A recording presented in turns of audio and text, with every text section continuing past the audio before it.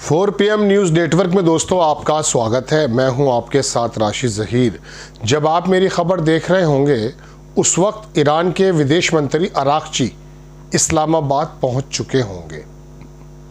देर रात यानी कि शुक्रवार की रात और हफ्ते की सुबह, इस बीच में उनको वहां पहुंचना था। एक्चुअली उनका प्रोग्राम वहां से ओमान का और उसके बाद रशिया का है, लेकिन इस बीच खबर ये आई रात में ही कि अमेरिका का डेलीगेशन जेरेड कुशनर और स्टीव विटकॉफ, वाइट हाउस ने यानी कि ट्रंप ने कहा कि आप इस्लामाबाद पहुंचे। सरगर्मियां बढ़ती चली गईं, लेकिन फिर खबर ये आई कि एक्चुअली अरागची जो हैं ईरान के विदेश मंत्री, वो किसी से बातचीत करने के लिए नहीं आ रहे हैं। आपको याद होगा आसिम मुनीर जो ईरान गए थे, वहाँ उसका जवाब देने के लिए या अपनी बातों को वहाँ के प्राइम मिनिस्टर के सामने रख करके वो लोग निकल जाएंगे ओमान और उसके बाद रशिया क्यों जा रहे हैं? आपको मालूम है दोस्तों, मैंने आपको शायद एक हफ्ते पहले खबर बताई थी कि 2016 में जब बराक ओबामा राष्ट्रपति थे अमेरिका के, तो उस समय एक मुआहदा तय हुआ था ईरान और अमेरिका के बीच में। उसके अंतर्गत 25,000 पाउंड इनरिच यूरेनियम सौंप दिया गया था रशिया को। ऐसा नहीं है कि पहली बार हो रहा है। ये 960 पाउंड यानी कि 460 किलोग्राम इस वक्त जो इनरिचमेंट है, जिसको ट्रंप ये चाहता है कि उसको मिल जाए, ताकि वो अमेरिका के सामने एक वोटर्स को बिठा करके ये कह सके कि देखिए मुझसे बड़ा फातेह, मुझसे बड़ा विजेता कौन है, मैं लेकर के आ गया हूं वहां से यूरेनियम। ईरान इस बात को दस्तबरदार कर चुका, मुस्तरद कर चुका है। तो ऐसे में कहा यह जा रहा है कि ये मुलाकात जो रशिया की, जो अरागची पाकिस्तान पहुंचे हैं या पहुंचने वाले होंगे या पहुंच गए होंगे, जब तक आप मेरी खबर सुनेंगे, तो इस बीच वो ओमान और रशिया में जाकर शायद ये डिस्कशन करने वाले हैं कि हम लोग प्रपोजल दे रहे हैं, शायद अपना इनरिचमेंट हम रशिया को सौंप दें। अब ऐसे में ईरान के, आपने सुना होगा, प्रोफेसर मरांडी और एक आदमी और, उन दोनों के बयानात आए हैं। उन्होंने कहा कि आप, अमेरिका का डेलीगेशन तो ज़रूर आ जाएगा, लेकिन ईरान के लोग उससे बात नहीं करेंगे। फिर खबर ये आई दोस्तों कि अमेरिका की तरफ से प्रोग्राम तो बना था आने का, लेकिन शायद ये दो लोग ना आए, मुलतवी कर दें, चूंकि ईरान मिलना ही नहीं चाहता है। अब ईरान अगर मिलना नहीं चाहता है तो मैंने आपको बताया कि वो पाकिस्तान क्यों आ रहा है। पाकिस्तान के सामने वो अपने प्रपोजल रखेगा, लेकिन अगर इस बीच मुज़ाकरात नहीं हुए, ट्रू स्टॉक नहीं हुई, तो आप यकीन मानिए एक ऐसा खूनी खेल आप समंदर में, मिडिल ईस्ट में देखेंगे, जिसका इंतज़ार यहूदी लॉबी कर रही है और ख़ुद ट्रंप भी करना है।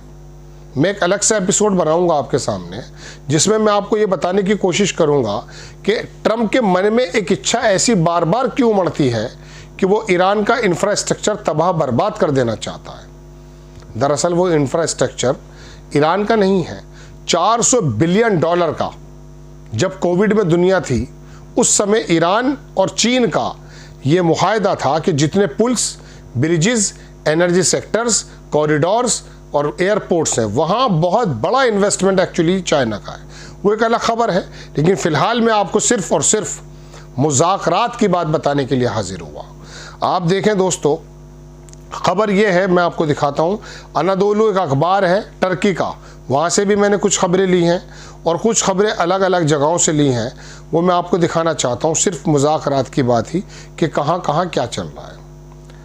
आपकी स्क्रीन पर मैं खबर अगर लगाऊं, सबसे पहले वो ये कि आप देखें ये तस्वीर दोनों की, Witkoff Kushner to travel to Pakistan for Iran talks, White House. ये वाइट हाउस की खबर है, लेकिन दिल आपका टूटेगा तब जब खबर ये होगी कि ईरान का डेलीगेशन बिना मिले ही निकल जाएगा। अब आप दूसरी खबर देखें, ईरान के foreign minister to visit Pakistan, Oman, Russia. ये मैंने आपको टर्की का जो एक बड़ा, टर्की का एक बड़ा अदारा है अनादोलू, वहाँ से दिखा रहा हूँ। लेकिन दोस्तों अब देखें, everyone will be on stand by two flight Pakistan if necessary, मतलब अगर ज़रूरी हुआ तो ये लोग वहाँ से निकल जाएंगे। वाइट हाउस ने की जो प्रेस सेक्रेटरी है लेविट, उसने कहा है फ्राइडे की रात में कि US special envoy Steve Witkoff and adviser Jared Kushner will travel to Pakistan on Saturday to hold talk with Iranian representative. Iran के जो ये नुमाइंदे हैं इनसे बातचीत करने के लिए वो जा रहे हैं। अब आप देखें दोस्तों दूसरी खबर, ईरान के एकेडमिक डॉक्टर मोहम्मद मरांडी हैं, ये नेगोशिएशन टीम में भी थे। अगर मैं आपको कई बार इनके बारे में बता चुका हूँ। इन्होंने कहा कि ईरान के foreign minister will not hold any negotiation with the Trump regime in Islamabad, कोई बातचीत करने नहीं जा रहे हैं। And will merely convey Iran consideration and views regarding the end of the war to the Pakistan side, वो अपनी लड़ाई को ख़त्म करने का जो मौक़िफ़ है वो रखने के लिए जा रहे हैं और उसके बाद वो वहाँ से निकल जाएंगे। This meeting is a response to general Asim Munir trip to Tehran, जो आसिम मुनीर गया था वहाँ, उसके जवाब में ये एक्चुअली बातचीत चल रही है।